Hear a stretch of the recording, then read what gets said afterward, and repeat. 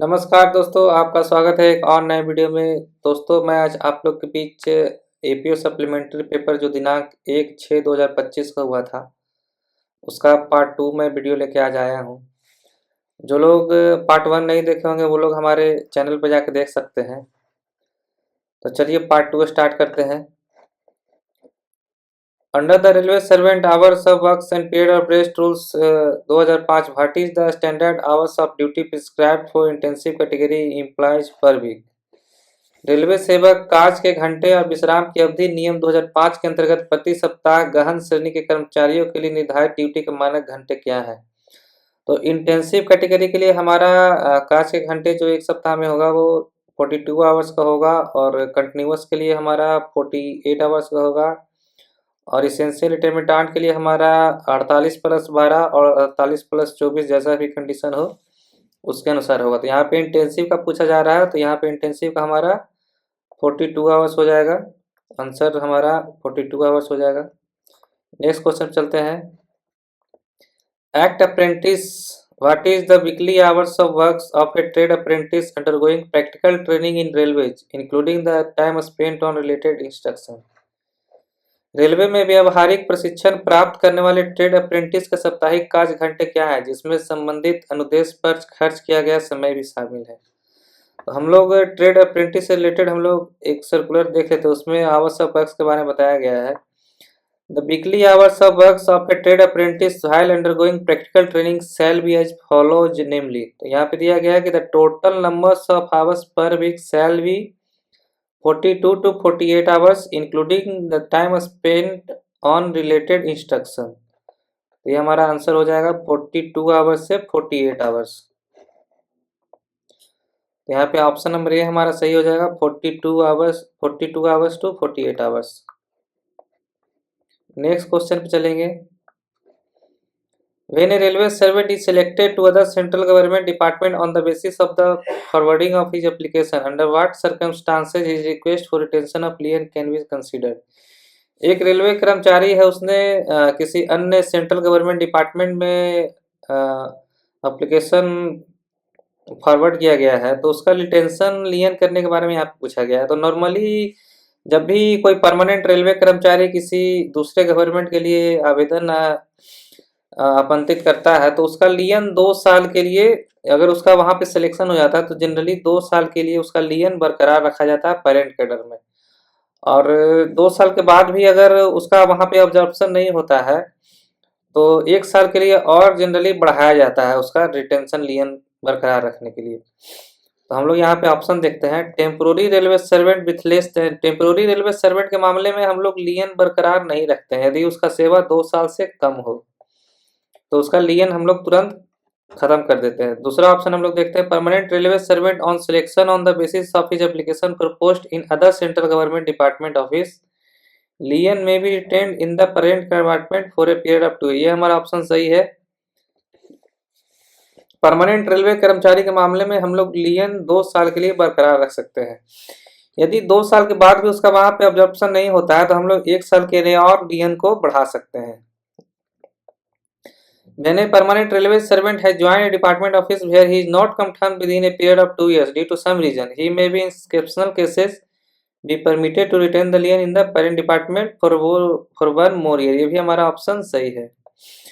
When a permanent railway servant has joined a department office where he is not confirmed within a period of 3 years due to some reason, he may be in exceptional cases be permitted to retain the lien in the parent department office for 1 more year with the approval of next higher। तो ये हमारा option गलत है।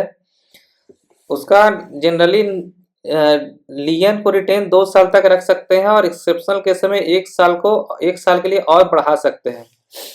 तो यहाँ पे बोला जा रहा है कि 3 साल के बाद भी अगर उसका वहाँ पे कंफर्मेशन नहीं हुआ तो 1 साल के लिए और बढ़ा, तो ये हमारा ऑप्शन सही नहीं है। जनरली 2 साल के लिए हम लोग लियन रखते हैं और उसके बाद भी वहाँ पे उसका ऑब्जर्वेशन नहीं होता था, 1 साल के लिए और हम लोग लियन को एक्सटेंड कर देते हैं, रखते हैं हमारे अपने यहाँ। यहाँ पे ऑप्शन नंबर हमारा 2 और 3 सही है।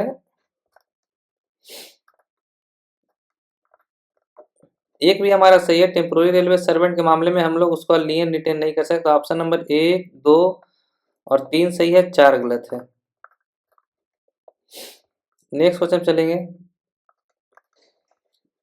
Which of the following is correct about the staff councils functioning in production unit.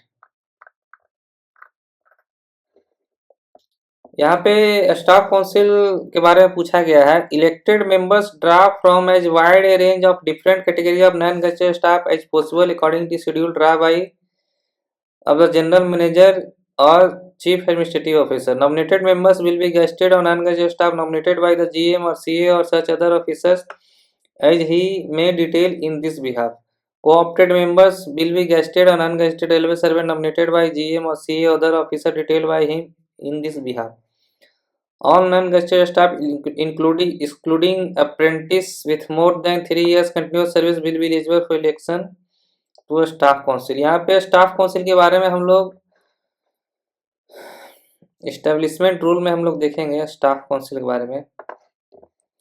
यहाँ पे कंपोजिशन के बारे में बताया गया। Staff council consist of elected members, nominated member और president nominated by general manager और चीफ एग्जीक्यूटिव ऑफिसर और members co-opted ad hoc. यहाँ पे पूछा गया कि elected members will be draft from a wide range of different category of non gazetted staff, ये हमारा ऑप्शन सही है। Nominated members will be gazetted non gazetted staff, ये भी हमारा ऑप्शन सही था।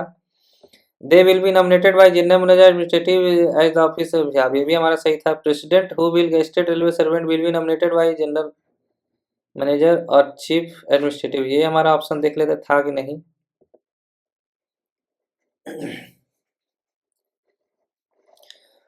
नेक्स्ट ऑप्शन हम लोग देख लेते हैं। Co-opted members will be gazetted or non-gazetted railway servant nominated as the general manager or chief administrative officer, other officer detained by him in this behalf, direct as may be required from time to time when specific matters on which their advice will be valued or considered। तो ये भी हमारा option co-opted में option number 3 सही। तो यहाँ पे हमारा ऑप्शन 1 भी सही है,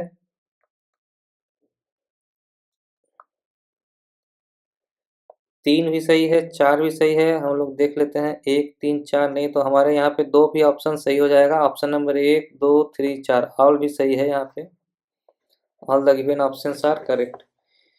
ये हमारा Indian railway establishment manual volume 2 का चैप्टर 26 है। आप लोग यहाँ पे पढ़ लीजिएगा। Staff councils and negotiating machinery के बारे में बताया गया है।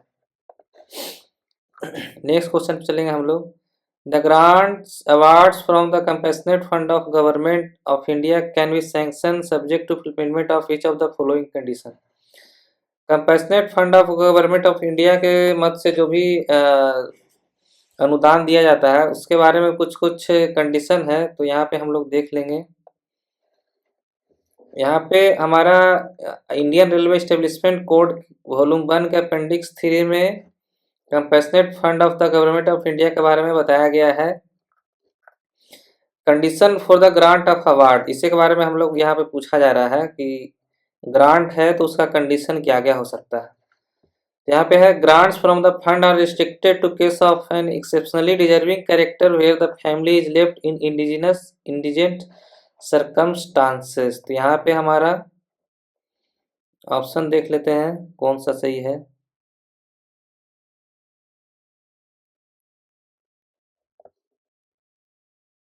यहाँ पे ऑप्शन नंबर 3 हमारा सही है। नेक्स्ट हमारा ऑप्शन देखते हैं। The deceased officer must have been a meritorious public servant, usually meritorious service gives a special claim for consideration death due to or accelerated by special devotion to duty established by a claim for consideration. In ordinary cases, preferences will be given to the dependents of officer who put in long year of service. Other things being equal, preferences will be given to those who had been in lower pay range। तो यहाँ पे हम लोग और भी option देख लेंगे। The fund is intended for the relief of family government servant who die in service and who were paid for consolidated fund of India, ये भी हमारा ऑप्शन सही है। The disease government servant should have served in any civil department और government of India under union territory, उस cases में भी हम लोग कंपैशनेट फंड ऑफ इंडिया से हम लोग अनुदान करते हैं। हमारा ऑप्शन 2 भी सही है। Disease officer must have been a meritorious public servant, ये भी हमारा ऑप्शन यहाँ पे सही था कि वो मेरिटोरियस होना चाहिए। यहाँ पे हमारा ऑप्शन 2 था, तो यहाँ पे हमारा सभी ऑप्शन सही है। All the given options are correct. Next question हम लोग चलेंगे। Which of the following is are correct about the school pass. यहाँ पे स्कूल पास के बारे में पूछा जा रहा है, तो स्कूल पास के बारे में हम लोग पढ़ते हैं। स्कूल पास में बी इशूड टू द सन और डॉटर। सही है, हमारा कोई भी सन या डॉटर को जारी किया जा सकता है। Of a railway servant who is a bona fide student of any recognised educational institution. जो भी हमारे बाल बच्चे होंगे वो बोनाफाइड स्टूडेंट होंगे किसी भी एजुकेशनल इंस्टीट्यूशन को, तो उनको स्कूल पास जारी किया जा सकता है। ऑप्शन हमारा ए सही है। In case where both husband and wife are railway servant, the passes shall be allowed on both their accounts together। ये हमारा ऑप्शन गलत है। जब भी पति और पत्नी दोनों रेलवे कर्मचारी हो तो उनमें से किसी एक के पास पे ही पास अकाउंट पे स्कूल पास लिया जा सकता है। तो ऑप्शन नंबर 2 हमारा गलत है, सिर्फ एक पे होगा। A parent including a step parent और guardian in the same class may be included in a pass, outward or inward, and he may be issued a separate pass for going to bring the student on returning alone after leaving the student at school college। ये हमारा option सही है कि एक ही कक्षा में सौतेले माता पिता या अभिभावक सहित माता पिता को पास में शामिल किया जा सकता है। बाहरी या आंतरिक, और उन्हें छात्र को लाने या छात्र को स्कूल कॉलेज में छोड़ने के बाद अकेले लौटने के लिए एक अलग पास जारी किया जा सकता है। हमारा ऑप्शन 3 सही है। If the attendant is a guardian and the student is entitled for higher than class 2 pass, the attendant can also be issued a higher class pass। ये हमारा ऑप्शन सही नहीं है। यदि परिचारक अभिभावक है और छात्र कक्षा 2 से उच्चतर पास के लिए पास है तो परिचारक को भी उच्चतर श्रेणी का पास जारी परिचारक को उच्चतर श्रेणी का पास जारी नहीं किया जा सकता। तो हमारा ऑप्शन सिर्फ ऑप्शन नंबर 1 और यहाँ पे 3 सही है। तो ऑप्शन डी हमारा यहाँ पे सही हो जाएगा, option 1 and 3 only. Next question चलेंगे।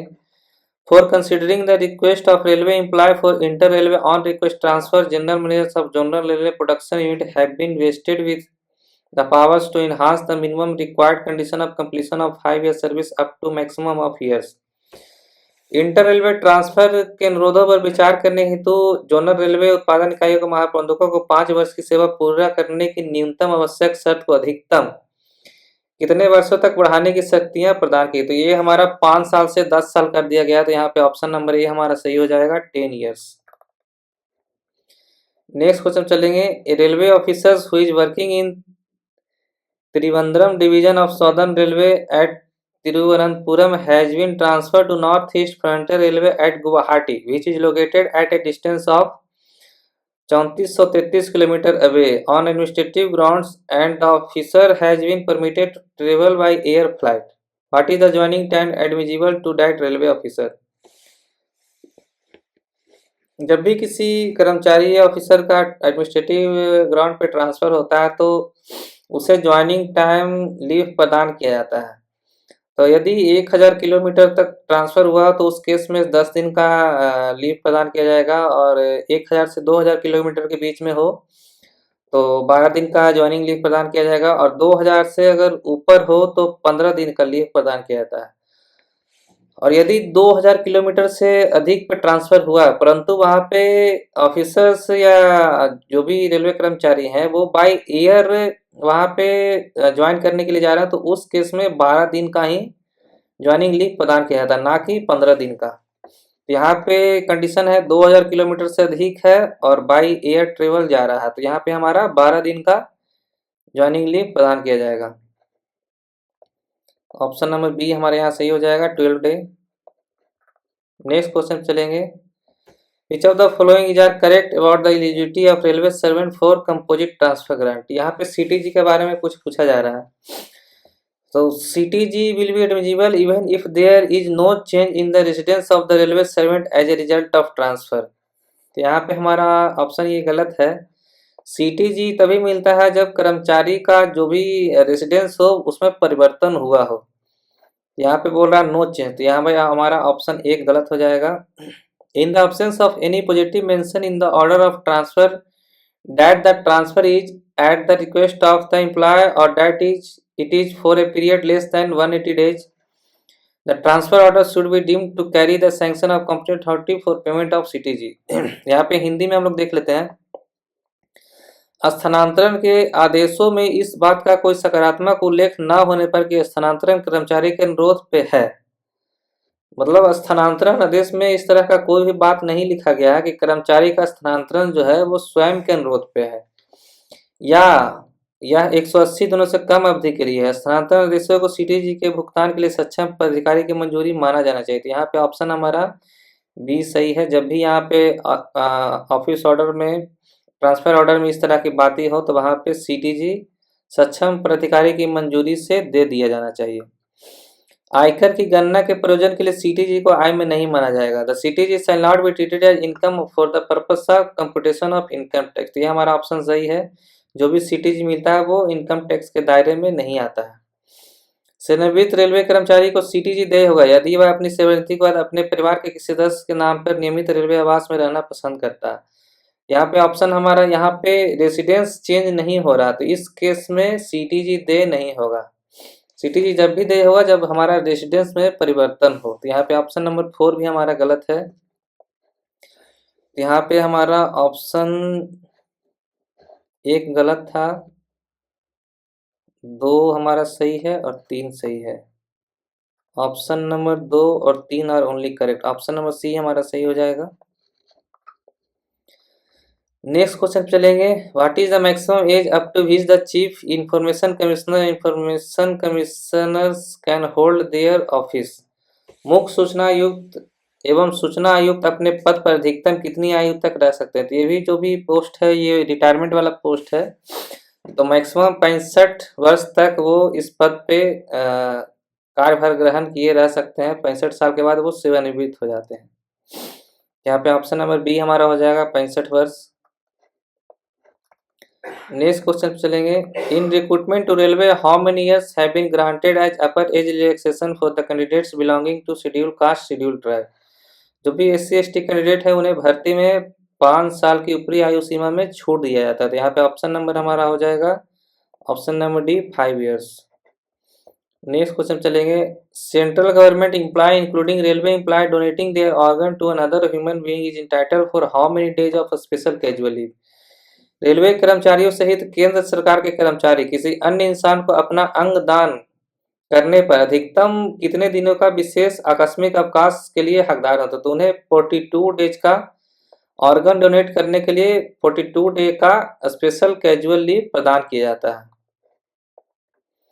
नेक्स्ट क्वेश्चन चलेंगे। Railway employee may be given how many opportunity in a year to apply in response to notice of government department public sector undertakings autonomous bodies wholly or substantially financed and controlled by central or state government except for the applications submitted in response to UPSC advertisement।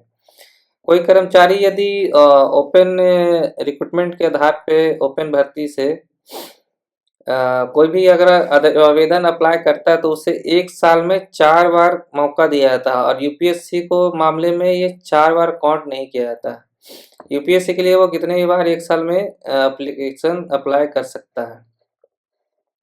तो यहाँ पे हो जाएगा 4 बार मौका दिया जाता है। For how many months an employee who retired from service under the provision of fundamental rule 56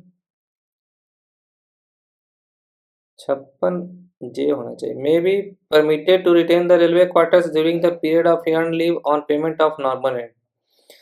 fundamental rule 56J के प्रावधानों के तहत सेवा से सेवानिवृत्त होने वाले कर्मचारी को अर्जित अवकाश की अवधि के दौरान सामान्य किराए के भुगतान पर नॉर्मली 4 महीने के लिए क्वार्टर को नॉर्मल रेंट पे हम लोग दे सकते हैं। तो यहाँ पे ऑप्शन हमारा हो जाएगा 4 मंथ। नेक्स्ट क्वेश्चन चलेंगे। What is the upper ceiling limit per annum fix by railway board for the general manager of production unit to sanction the expenditure toward deputation of railway employ for training courses seminar symposia and recognised non revenue instruction. तो यहाँ पे अपर ceiling limit के बारे में बात किया गया है। तो इसका एक जनरल मैनेजर का पावर है। यहाँ पे ये एक्नॉलेजमेंट नंबर हमारा हो जाएगा एडवांस करेक्शन स्लिप हमारा 90 में यहाँ पे दिया गया है।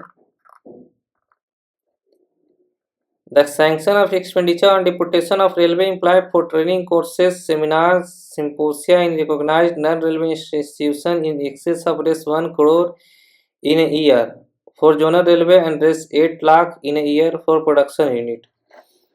यहाँ पे हमारा आंसर हो जाना चाहिए 1 करोड़।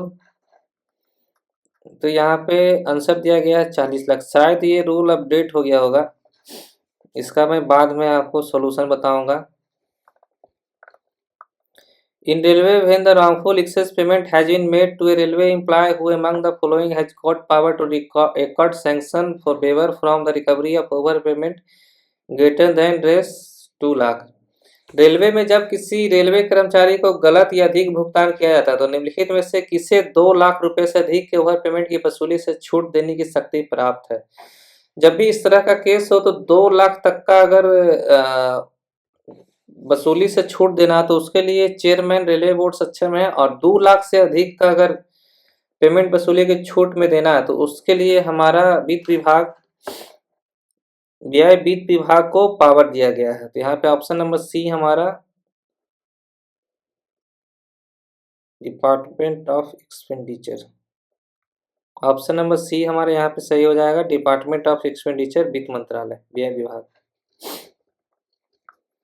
नेक्स्ट क्वेश्चन चलेंगे। What percentage of post has been reserve for the person with disability in promotion in respect of the following disability. पीडब्ल्यूबीडी में यहाँ पे पदोन्नति में विकलांग व्यक्तियों के कितने प्रतिशत पद आरक्षित किए। तो जो भी हमारा रिक्रूटमेंट में होगा उसी तरह हमारा प्रमोशन में भी उनको रिजर्वेशन दिया गया है। तो हर एक 4% का रिजर्वेशन है 4 तरह की विकलांगता के लिए। तो ब्लाइंडनेस एंड लो विजन के लिए हमारा 1% हो जाएगा। डीफ एंड हार्ड हियरिंग के लिए हमारा 1%। लोकोमोटिव डिजेबिलिटी के लिए भी हमारा 1%। एक मल्टीपल डिजेबिलिटी होगा उसमें भी हमारा 1%। तो यहाँ पे 3 ही ऑप्शन है तो 1% हमारा हो जाएगा। ऑप्शन नंबर ए हमारा हो जाएगा यहाँ पे। नेक्स्ट क्वेश्चन चलेंगे। Under the railway servant discipline and appeal rules 1968 a railway servant shall be deemed to have been placed under suspension with effect from the date of his detention if he is detained in custody on a criminal charge for a period exceeding. जब भी कोई कर्मचारी यदि arrest होता है तो वो 48 hours से अधिक यदि वो जेल में यदि वो रहता है तो उसको तत्काल प्रभाव से सस्पेंड कर दिया जाता है। यहाँ पे ऑप्शन नंबर ए हमारा हो जाएगा 48 hours. Where the disciplinary authority is satisfied for reasons to be recorded in writing that is not reasonably practicable to hold an inquiry, a railway servant can be removed dismissed from the service. Under which of the following rules railway servant disciplinary appeal rules 1968 the punishment can be imposed। जहां अनुशासनात्मक प्राधिकारी लिखित रूप में दर्ज किए जाने वाले कारणों से संतुष्ट है कि जांच करना उचित रूप से व्यवहारिक नहीं है वहां रेलवे कर्मचारी को सेवा से हटाया जा सकता है या बर्खास्त किया जा सकता है। यह किस नियम के तहत, ये हमारा एक स्पेशल रूल प्रोसीजर है जो कि रूल 14 में दिया गया है। तो रूल 14 में हमारा 3 नियम है 14(1), 14(2), 14(3). यहाँ पे जहाँ भी ऐसा हो रीजन बन रहा हो कि इंक्वायरी करना व्यवहारिक नहीं है तो रूल हमारा 14(2) के तहत उसको सेवा से रिमूव या डिसमिस कर दिया जाता है। और 41 में हमारा है कि जो भी अगर क्रिमिनल चार्जेज में अगर दोषी पाया जाता है तो उसको 14(1) के तहत सेवा से रिमूव कर दिया जाता है। और 14(3) में हमारा राष्ट्रपति के तहत, राष्ट्रपति जो भी दंड वगैरह देते हैं उसको 14(3) के तहत सेवा से रिमूव कर दिया जाता है। तो यहाँ पे हमारा पूछा जा रहा है तो यहाँ पे हमारा ऑप्शन रूल हो जाएगा। रूल 14(2) के तहत उसको सेवा से निष्कासित किया जा सकता है जहाँ पे भी जांच करना व्यवहारिक नहीं हो।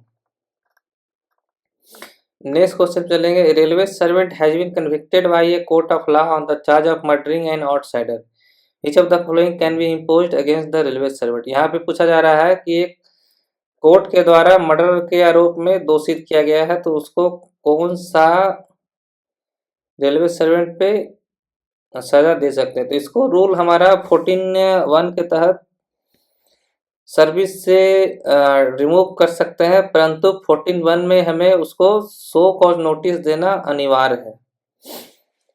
यहाँ पे हम लोग ऑप्शन देखेंगे। The service of the railway servant can be terminated by the company authority without issuing show cause notice. नहीं, यहाँ पे 14(1) में हमें शो कॉज नोटिस देना अनिवार्य होता है। यहाँ पे ऑप्शन नंबर ए हमारा गलत हो गया। The service of the railway servant can be terminated bye complaint authority by following the due procedure communicated under railway servant disciplinary appeal rules 1968 for मुझे पेनल्टी। ये ऑप्शन सही नहीं है। The service of the railway servant can be terminated by the complaint authority after issuing show cause notice. ये हमारा option D सही है। Show cause notice दे के उसको सेवा से रिमूव कर दिया जाता है। नेक्स्ट क्वेश्चन चलेंगे। An order passed by an inquiring authority in the course of an inquiry under rule 9 of railway servant discipline appeal rules 1960 which of the following is true in this context. Railway सेवक अनुशासन appeal नियम 1968 के नियम 9 के अंतर्गत जांच के दौरान जांच पदाधिकारी द्वारा पारित आदेश के विरुद्ध यहाँ पे पूछा जा रहा है कौन सा कथन सत्य है। जब भी ऐसा 9 के तहत जांच प्राधिकारी कोई आदेश पारित करता है तो उसके अगेंस्ट कोई भी अपील नहीं किया जा सकता है। तो यहाँ पे ऑप्शन हमारा हो जाएगा no appeal lies against such order. Option number A हमारा सही हो जाएगा। नेक्स्ट क्वेश्चन चलेंगे। Which of the following rule of railway servant discipline appeal rules 1968 provide for initiation of common proceeding. Common proceeding का जिक्र हमारा रेलवे सर्वेंट डिसिप्लिन अपील 1968 के rule 13 में वर्णन किया गया। तो यहाँ पे हमारा ऑप्शन हो जाएगा rule 13 of railway servant discipline appeal 1968। Rule 11 में हमारा माइनर पेनल्टी के बारे में जिक्र किया गया है। नेक्स्ट क्वेश्चन चलेंगे। Senior divisional operating manager and disciplinary authority notice that a faulty charge sheet has been issued to a railway servant working under his control as assistant personnel officer in charge of DR section. What correct course of action you recommend in accordance with the railway servant discipline appeal 1968। वरिष्ठ मंडल परिचालन प्रबंधक और अनुशासनात्मक प्रधान ने पाया है कि उनके अधीन कार्य के रेलवे कर्मचारी को फॉल्टी चार्जशीट जारी कर गया। तो एज एक assistant personnel officer DR section का इंचार्ज है तो वो उसको किस प्रकार का सजेशन दे सकता है अनुशासनात्मक प्रभारी। तो जहां भी फॉल्टी चार्जशीट जारी किया जाता है तो उसको कैंसिल करके फिर से फ्रेश चार्जशीट जारी करना होता है। तो ऑप्शन हम लोग देखेंगे। To drop the disciplinary action all together without any further course of action. ये हमारा ऑप्शन सही नहीं है। To issue a modified fresh charge sheet without cancelling. ये हमारा ऑप्शन सही नहीं है। जब तक उसको कैंसिल नहीं करेंगे तब तक दोबारा हम लोग चार्जशीट नहीं जारी कर सकते हैं। To cancel the earlier charge sheet and issue a fresh charge sheet duly giving reason for cancelling the charge sheet and for issuing a fresh one. ये हमारा ऑप्शन सही है। जो फॉल्टी चार्जशीट जारी हुआ था उसको कैंसिल कर देगा, एक फ्रेश चार्जशीट जारी करेंगे। Duly giving reason for cancelling the charge sheet, है ना, जो कैंसिल कर रहे हैं चार्जशीट उसका रीजन देते हुए। ऑप्शन नंबर सी हमारे यहाँ पे सही हो जाएगा। नेक्स्ट क्वेश्चन चलेंगे। Railway servant has submitted a petition to the president of India. President of India को जो भी पिटीशन किया जाता है वो हमारा Indian railway establishment code volume 1 के अपेंडिक्स 2 के तहत किया जाता है। तो हम लोग अपेंडिक्स 2 यहाँ पे देख लेंगे। ये हमारा अपेंडिक्स 1 हो गया।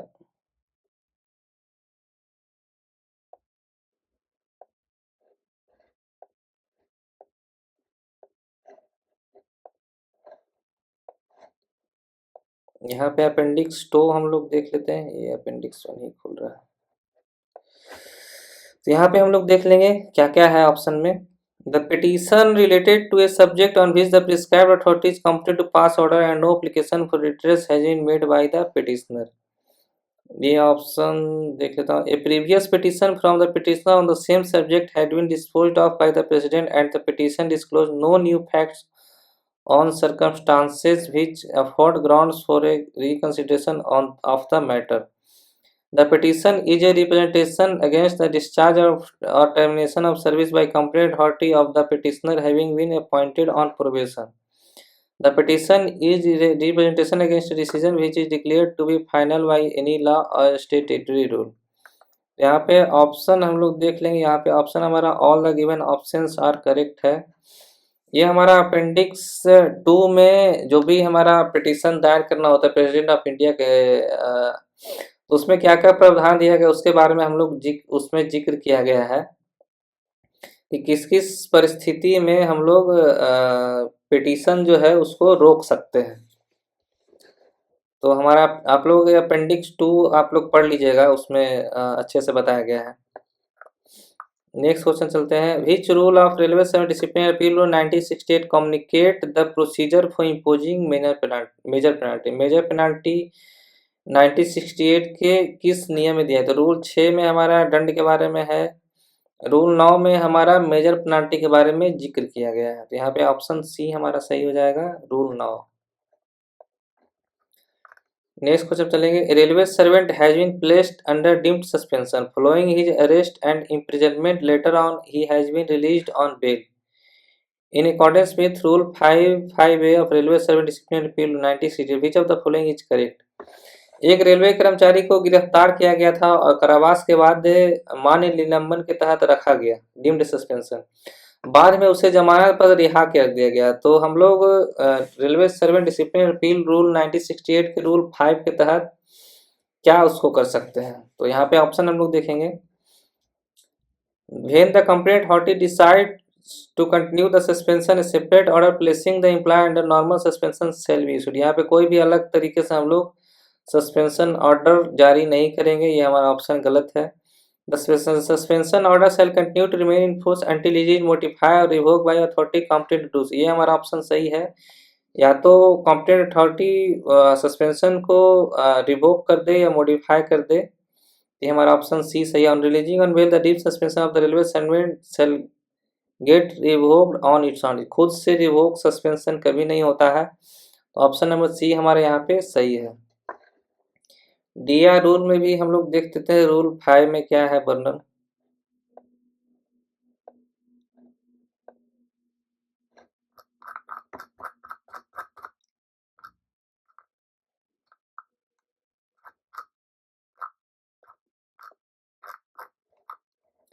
यहाँ पे रूल 5 का बारे बोल रहा है, an order of suspension made और deemed to have been made under this rule shall continue to remain in force until it is modified और revoked by authority competent to do so. जब तक competent authority नहीं चाहे उसको revoke या modify तब तक ना हो, तब तक वो सस्पेंड ही रहेगा। तो ऑप्शन नंबर सी हमारे यहाँ पे सही है। नेक्स्ट क्वेश्चन चलेंगे, which rule railway servant discipline appeal 1960 deal with the provision regarding railway servant lent to state government. ये हमारा रूल 15 में दिया गया है, रूल 14 में हमारा स्पेशल प्रोसीजर है और रूल 25 में हमारा डिवीजन के बारे में बताया गया है। नेक्स्ट क्वेश्चन चलेंगे, what which of the following is correct about the board of inquiry? Board of inquiry के बारे में पूछा जा रहा है। तो board of inquiry consist of 2 or more members and among them the senior shall be the presiding officer, ये हमारा ऑप्शन सही है। बोर्ड ऑफ इंक्वायरी में 2 या उससे अधिक सदस्य हो सकते हैं और जो सीनियर होगा वो प्रिजाइडिंग ऑफिसर के रूप में कार्य करेगा। Among the member none of whom shall be subnet to other member, सदस्यों में कोई भी सदस्य अन्य सदस्यों के अधीनस्थ नहीं होगा, ये भी हमारा ऑप्शन सही है। Every decision shall be decided by majority of vote, प्रत्येक निर्णय बहुमत से लिया जाएगा, ये भी हमारा सही है। Every decision shall be decided by the presiding officer, ये हमारा ऑप्शन नंबर 4 गलत है। ऑप्शन नंबर 1, 2, 3 हमारे यहाँ पे सही है, ऑप्शन नंबर 1, 1, 2, 3। नेक्स्ट क्वेश्चन चलेंगे, when a railway servant who has retired before attaining the age of compulsory retirement receives which of the following pension? जब कोई रेलवे कर्मचारी जो अनिवार्य सेवानिवृत्ति की आयु प्राप्त करने से पहले सेवानिवृत्त हो जाता है, तो उनमें से कौन सा पेंशन मिलता है? तो उसे रिटायरिंग पेंशन मिलेगा। इनवैलिड पेंशन वो उसको मिलता है जो सेवा में काम करने योग्य नहीं है, मेडिकली रूप से अनफिट हो जाता है तो उसे इनवैलिड पेंशन मिलता है। सुपरनुएशन पेंशन जो अधिवक्ता पे रिटायर होते हैं अपने 60 वर्ष की आयु पे, यहाँ पे ऑप्शन नंबर बी हमारा हो जाएगा रिटायरिंग पेंशन। नेक्स्ट क्वेश्चन चलेंगे, if a railway servant is compulsorily retired from service as a penalty may be granted which of the following pension? जो भी सेवा से रिटायर कर दिए जाते हैं as a penalty, compulsory retire कर दिए जाते हैं, तो उसको कौन सा पेंशन मिलेगा? तो यहाँ पे ऑप्शन हम लोग देख लेंगे, इनवैलिड पेंशन ये हमारा ऑप्शन सही नहीं है, कंपल्सरी रिटायरमेंट ये हमारा ऑप्शन सही है, कंपल्सरी रिटायरमेंट पेंशन मिलेगा। कंपनसेशन पेंशन ये हमारा क्षतिपूर्ति पेंशन, ये हमारा ऑप्शन सी नहीं गलत है, ऑप्शन नंबर सी हमारा हो जाएगा रिटायरमेंट पेंशन। नेक्स्ट क्वेश्चन चलेंगे, if a railway servant dies while in service death gratuity shall be paid to his family members.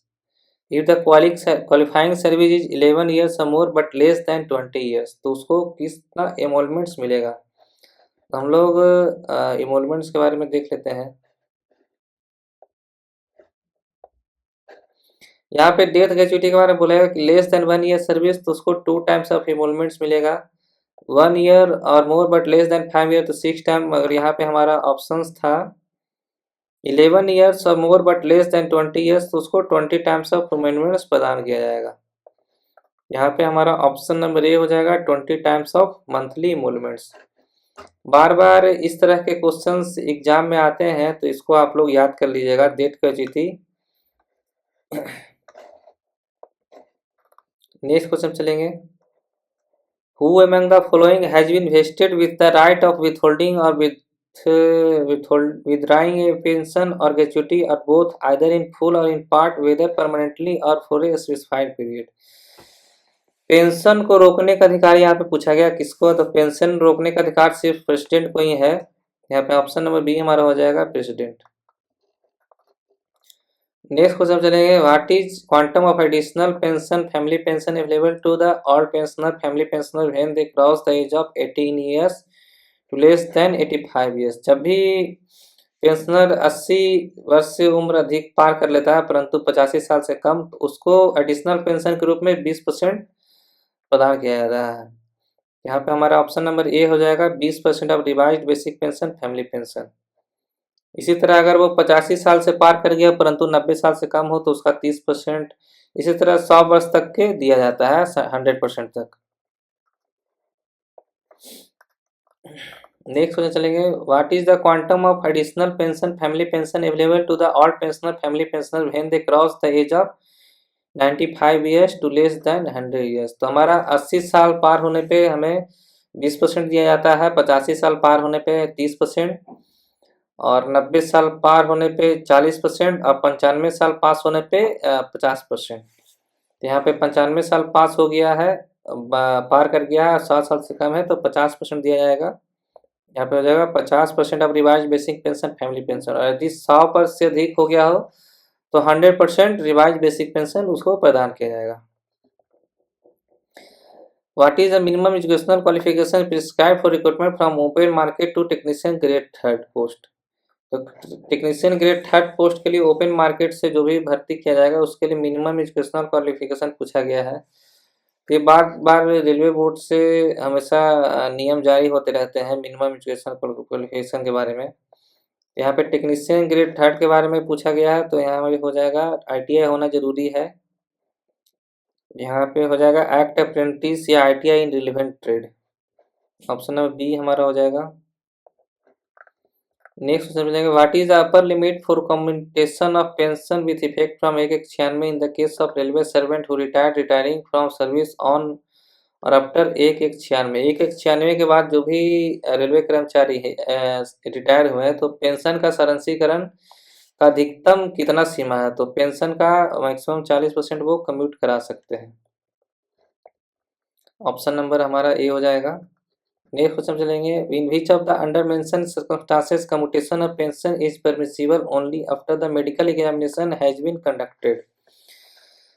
तो इनवैलिड पेंशन पे यदि किसी को इनवैलिड पेंशन पे रिटायर किया गया है तो उसको पेंशन का कम्यूटेशन के लिए क्या मेडिकल एग्जामिनेशन जरूरी है, तो हाँ, उस अगर इनवैलिड पेंशन पे मिल रहा हो तो कर्मचारी को मेडिकल एग्जामिनेशन के बाद ही पेंशन कम्यूटेशन कराया जा सकता है। पेंशन ग्रांटेड और कंपल्सरी रिटायरमेंट, कंपल्सरी रिटायरमेंट में भी अगर कोई एज ए पेनाल्टी रिटायर कर दिया गया है तो आफ्टर मेडिकल एग्जामिनेशन पेंशन को कम्यूट किया जा सकता है। कंपेशनेट अलाउंस पे भी रिटायर हुए कर्मचारी को after medical examination pension commutation कराया जा सकता है। Application for commutation of pension from the pensioner has not been received by the head of office within 1 year of retirement of the applicant. यदि कोई कर्मचारी सेवानिवृत्त हो गया है और 1 साल के अंदर तक यदि आवेदन नहीं मिला हो तो उसको बिना मेडिकल कराए पेंशन कम्यूटेशन नहीं कराया जा सकता है।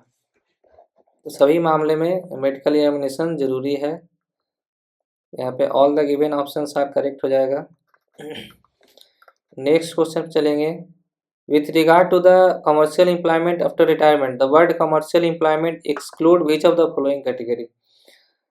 अभी कर्मचारी क्लास 1 ऑफिसर जो होते हैं वो रिटायरमेंट के बाद कमर्शियल एम्प्लॉयमेंट कहीं पे लेते हैं, उनको 1 साल पहले परमिशन लेना होता है, उसके बारे में पूछा जाए कि कौन सा उसमें नहीं आता है। यहाँ पे ऑप्शन हम लोग देखेंगे, an employment in any capacity including that of an agent under a company, cooperative society, firm और individual engaged in trading, commercial, industrial, financial, professional business and includes also directorship of such company and partnership of such firm. ये एक प्रकार का commercial employment में आ जाएगा। Setting a practice either independently और as a partner of a firm as adviser और consultant in matter in respect of which the pensioner has no professional qualification and the matters in respect of which the practice is to be set up or is carried on are relatable to his official knowledge or experience।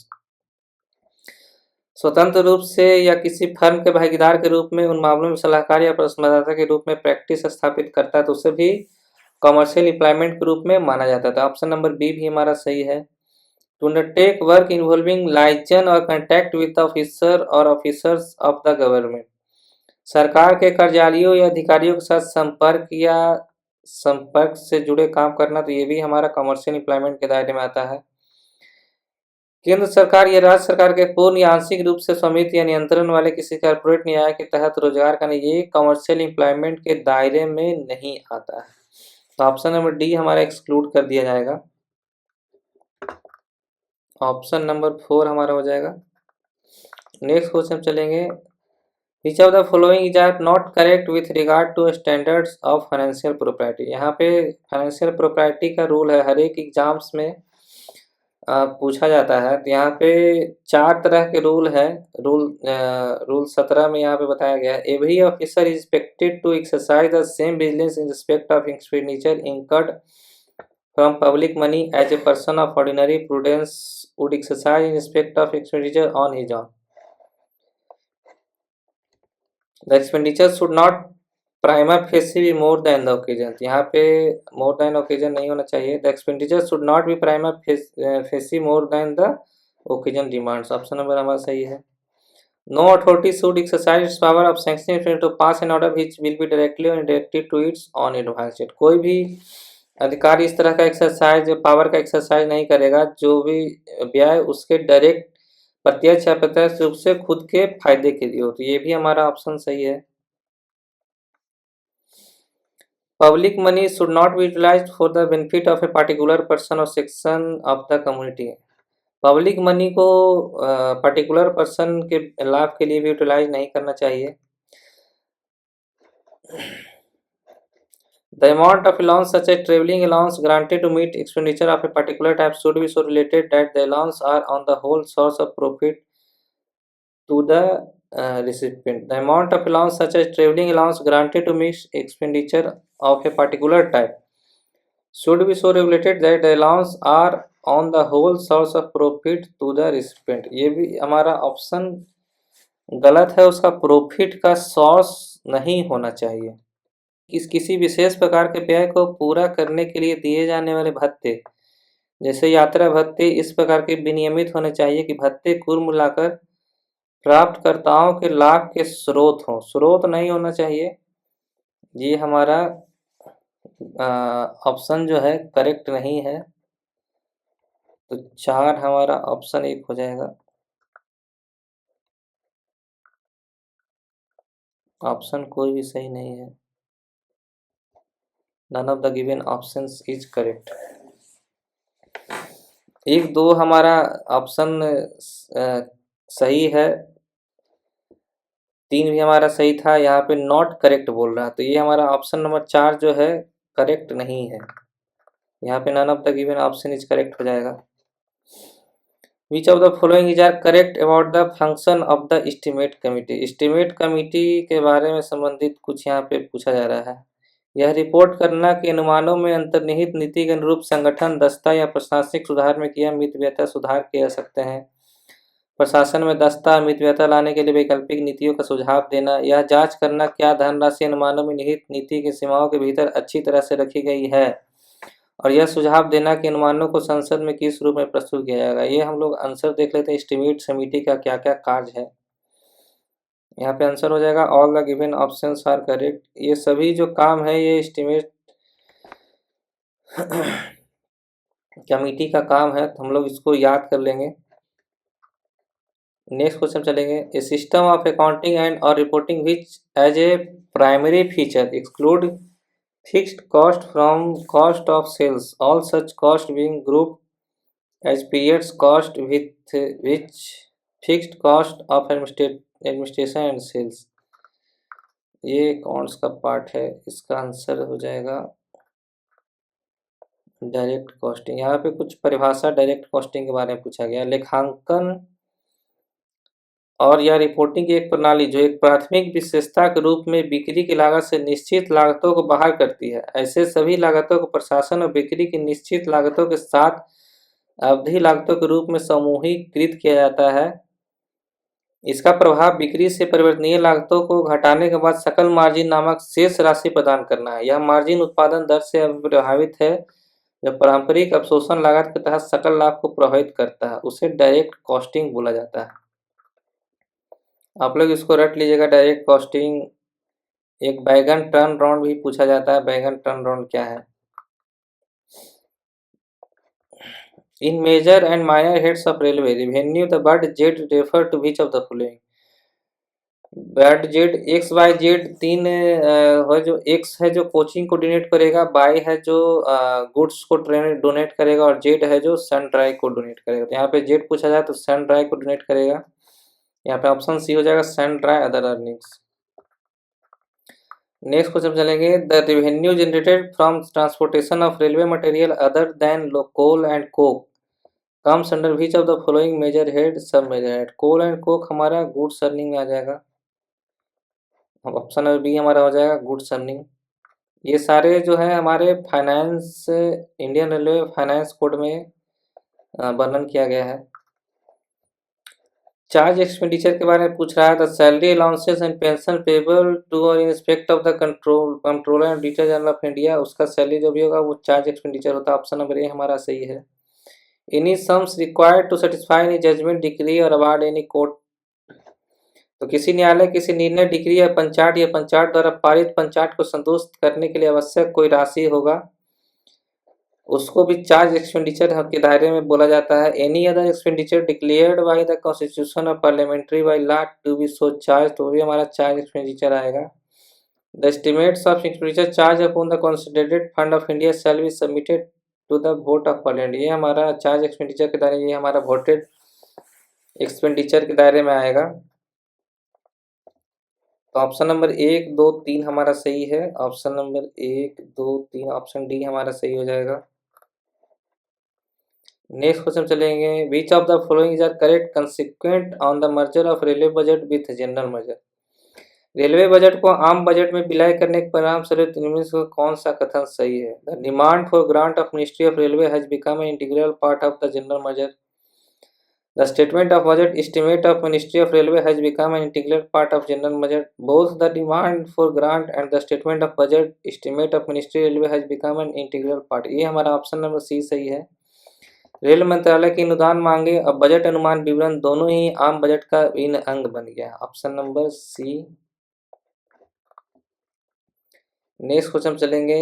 Expenses booked under final heads excluding appropriation to depreciation reserve fund and pension fund, pensionary payments should also be excluded. Which of the following glossary matches correctly with the above explanation?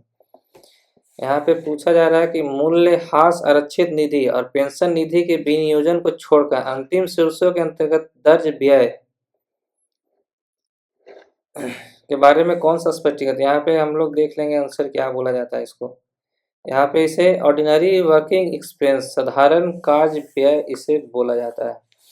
कुछ ये भी gross revenue, gross receipt, ordinary working expense, ये सब सारे जो भी हैं वो पिछले एपीओ को एग्जाम्स में पूछे गए हैं, जो कि मिलान करने के लिए आता था। इसके बारे में हम लोग रट लेंगे। ऑर्डिनरी वर्किंग एक्सपेंस इसे बोला जाता है। Which of the following is are coming under sundry revenue. Sundry revenue के अंतर्गत क्या क्या आता है? यहाँ पे ऑप्शन हम लोग Operating loss of strategic lines as reimbursed by Ministry of Finance. Rent and tolls. Right of way of OFC led by for railtel right of way, bail facility, sale proceeds of grass and trees, damaged goods and unserviceable revenue scrap. यहाँ पे सारे option जो हैं वो हमारे central revenue के अंतर्गत आते हैं। The revenue working expense of the railway are classified under 13 sub-major heads with a separate abstract.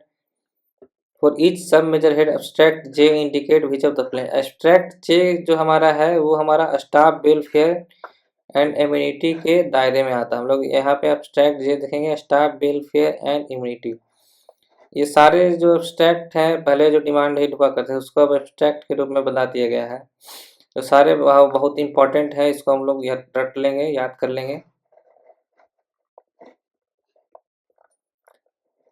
यहाँ पे पूछा जाए as per rule 711 Indian finance code volume the development fund comprise which of the development fund के बारे में यहाँ पूछा गया। डेवलपमेंट फंड टोटल 4 प्रकार के होते हैं। Development fund 1, 2, 3 and 4। तो डेवलपमेंट फंड 1 में हमारा पैसेंजर एम्यूनिटीज आ जाएगा। डेवलपमेंट फंड 2 में हमारा लेवल वेलफेयर से रिलेटेड वर्क्स आ जाएंगे। और डेवलपमेंट फंड 3 में जो भी हमारा अनरिम्यूनरेटिव वर्क होगा वो 3 में आ जाएगा, और जो भी सेफ्टी से रिलेटेड वर्क हो जाएंगे वो हमारा डेवलपमेंट फंड 4 में हो जाएगा। तो यहाँ पे न्यू वर्क रेटिंग एम्यूनिटीज ये हमारा ये सही है। Replacement of work where the original cost was charge to revenue. The cost of all new level work ये भी हमारा सही है। द इंटायर अनरिम्यूनरेटिव ये भी हमारा ऑप्शन सही है। तो हमारा ऑप्शन देख लेंगे 1, 3, 4 सही है। रिप्लेसमेंट ऑफ वर्क ये हमारा ऑप्शन नहीं सही है। 1, 3, 4 सही है हमारा। ऑप्शन नंबर ए हमारा सही हो जाएगा। ऑप्शन नंबर बी भी सही दे रहा है। The full cost of replacement of a work where the original cost was charge to revenue. All requests for compensatory grant appointment submitted within the prescribed period of 5 years from the date of death. Medical validation on 2 years of attaining majority for what registered earlier as minor, whichever is later shall be finalized decided by DRM, CWM, HOD, competent authority.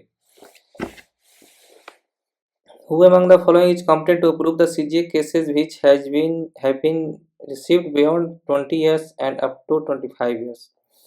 जो भी CGA cases अगर उसमें delay हो रहा है case को registered करने में, तो जो भी 5 साल से लेके 20 साल तक के केसेस होंगे वो DRM, CWM, HOD के अप्रूवल से किए जा सकते हैं। और 20 साल से लेके 25 साल तक जो भी केसेस होंगे वो जनरल मैनेजर के अप्रूवल से किए जा सकते हैं। और जो भी 25 साल से ऊपर के केसेस होंगे तो वो GM के पर्सनल रिकमेंडेशन से के द्वारा रेलवे बोर्ड उसे कर सकता है।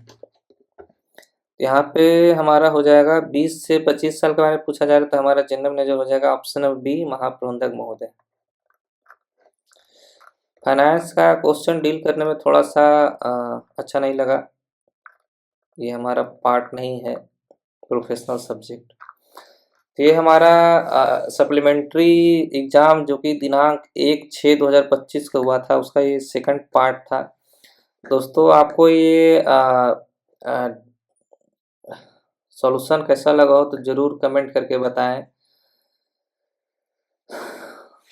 वीडियो को लाइक करें, चैनल को सब्सक्राइब करें और वीडियो को अपने दोस्तों के पास शेयर करना ना भूलें।